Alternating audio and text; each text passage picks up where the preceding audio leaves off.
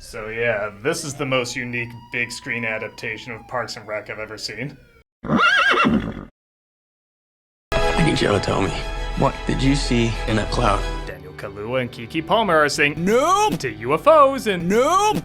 So before I say what I think of this film, I should probably say what I thought of Jordan Peele's other two films, because he wrote and directed this too. Get Out. I really enjoyed. I thought it was clever commentary. I thought it was funny. I thought it was kind of creepy too. Us. I also really liked this. I think it had a better story, but the comedy was a little forced. I think I like the characters a little bit more in Get Out, but I like them both. And now we got his third film, Nope, and I have good news and bad news, mostly good news. The good news is if you have seen the trailers and you thought, particularly with the second trailer, that revealed too much, that was my big problem watching the trailer, it doesn't quite, because they make it clear early on this is gonna be about UFOs, and you've seen the UFO in the trailer, but that's not all of it. There is a surprise about it that's revealed about halfway through that does make you look at it a little differently and in a unique way that I think is very, very clever. Undeniable proof of aliens on camera. The Oprah shot. Well, if you're implying that Oprah Winfrey is an alien, I can't say with a straight face she's not.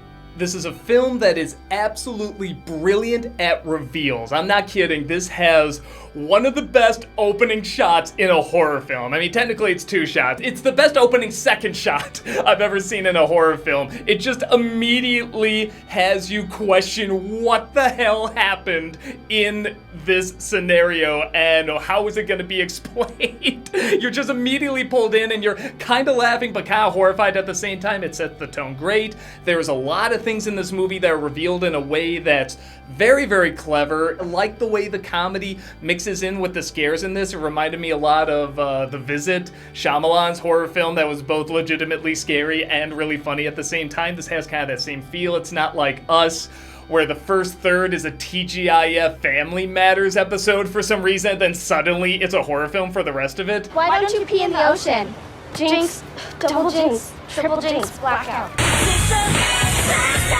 This one, it really, really mixes in pretty well. There's a running joke that the guy's abbreviated name is OJ. And yes, that is a joke that can get old very quickly, but there's times where I don't think they're intending it to be funny, and it's very naturally funny when this thing is heading down for him, and the sister shouts, "Run, OJ, run!"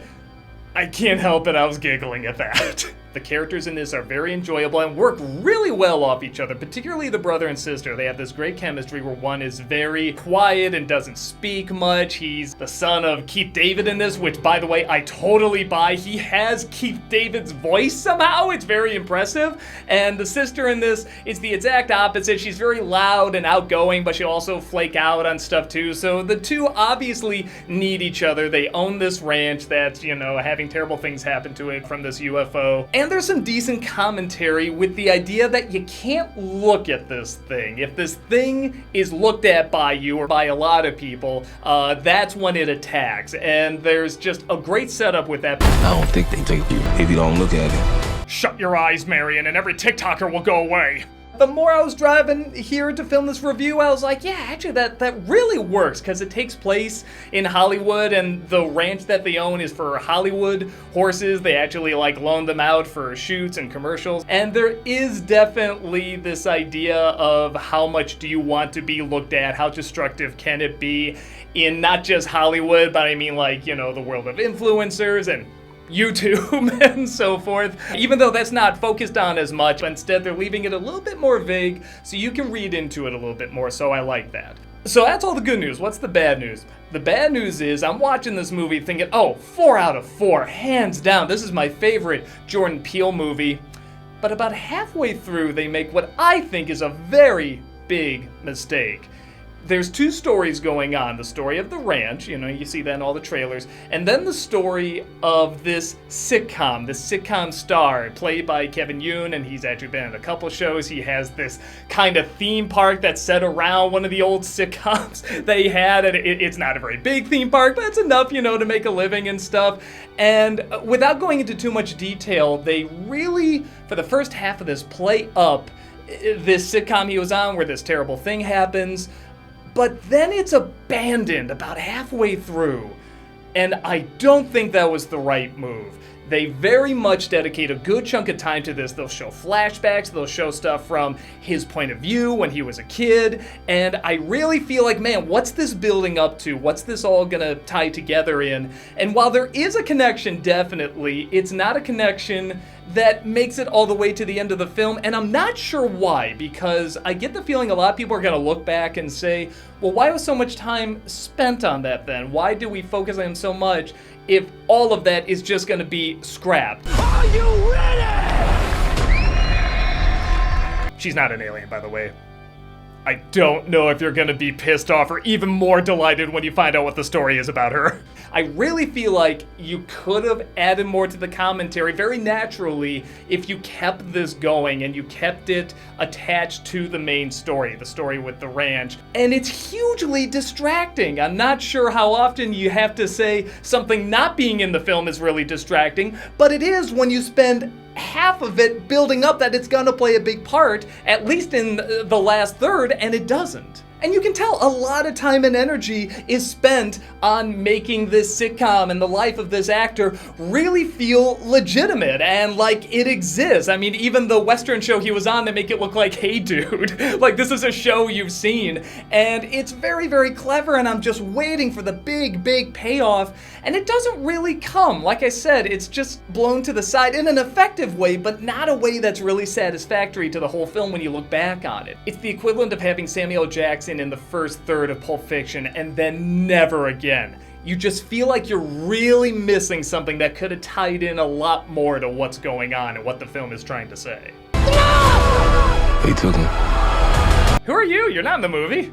I guess my only other gripe with the movie is the last third could have been trimmed down a little bit. It's a pretty long climax, and it's a little bit more of an action piece than it is a horror piece, but it still has that intimidating element to it. I saw this on IMAX, and it's not a bad way to see it. I don't think it's something you should seek out and watch on IMAX like Top Gun, Maverick. It's not something we absolutely have to see it on the biggest screen. But if you have the option, I would say take it, because the ship looks really intimidating on the big screen. It feels really intimidating when you have that surround sound rumbling the seats and everything. And when the whole idea is don't look up at it, there's a couple times where even I found myself not wanting to look up on it because it was so intimidating. It's aliens.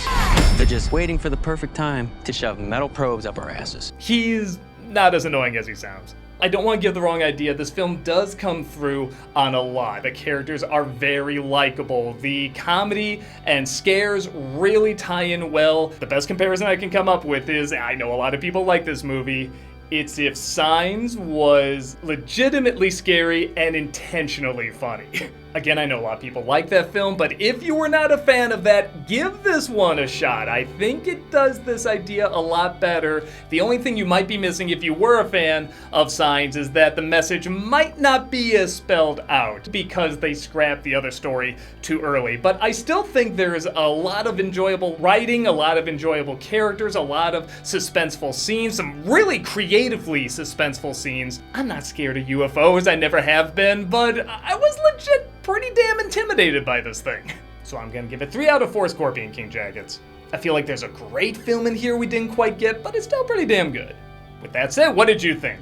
Particularly on my comment about Signs, because I know I'm gonna get a lot of flack for that. Did you like this movie? Did you feel like it came through and the trailers didn't give away too much and the commentary was good and the second story didn't have to follow all the way through?